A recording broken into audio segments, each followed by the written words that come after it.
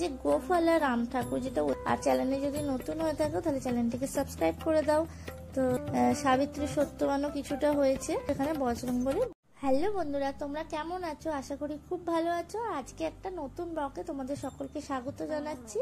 আর আজকে আমি চলে এসেছি আমারই শহর হাওড়া শহর, যেটি হচ্ছে রামরাজতলা স্টেশনের কাছে অবস্থিত একটি অতি প্রাচীন মন্দির, রাম ঠাকুরের মন্দিরে। তো আমি এই মুহূর্তে একদম মন্দিরের ভেতরে চলে এসেছি। আর এই দেখো, এই জায়গাটা দেখতে পাচ্ছ, রাম সীতার পাথরের মূর্তি রয়েছে।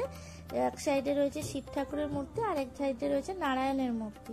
তো এই মূর্তিতে সারা বছরই পুজো চলে। আর আজকে আমি তোমাদের কাছে দেখাবো এখানে যে গোফালা রাম ঠাকুর, যেটা ঐতিহ্যবাহী পুজো, সেই পুজোর যে প্রস্তুতি পর্ব সেটা অলরেডি শুরু হয়ে গেছে।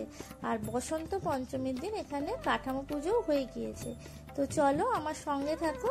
আর চ্যানেলে যদি নতুন হয়ে থাকো তাহলে চ্যানেলটিকে সাবস্ক্রাইব করে দাও। তো দেখতেই পাচ্ছ এখানে ঠাকুর তৈরি হচ্ছে অলরেডি, কাঠামোর ওপর মাটি লেপাও হয়ে গেছে। আর এই সাইডগুলোতে দেখো দুটো রাক্ষসী মোটামুটি কমপ্লিট। তো এখানে দেখতে পাচ্ছি সাবিত্রী সত্যবানও কিছুটা হয়েছে। তো এখন অবধি মুখের স্ট্রাকচারগুলো কিছুই হয়নি। তো হাতে আর মাত্র 3 সপ্তাহ বাকি আছে। তো আস্তে আস্তে তৈরি হবে। তো তোমাদের সঙ্গে আমি শেয়ার করব, সমস্ত আপডেটই দেব।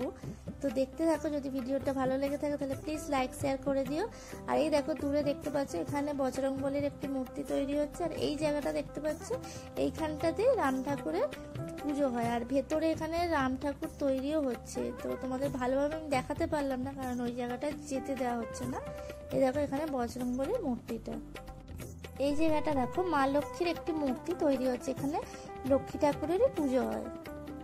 কারা কারা হাওড়া অথবা রামরাজতলা থেকে দেখছো অবশ্যই আমাকে কমেন্ট করে জানিও। আর এই দেখো চালচিত্রে যেসব ফুল ডিজাইনগুলো লাগানো হবে সেইগুলো এখানে তৈরি করে শুকানো হচ্ছে। আর ভিডিওটা আমি এখানেই শেষ করছি। আজকের মতো টাটা।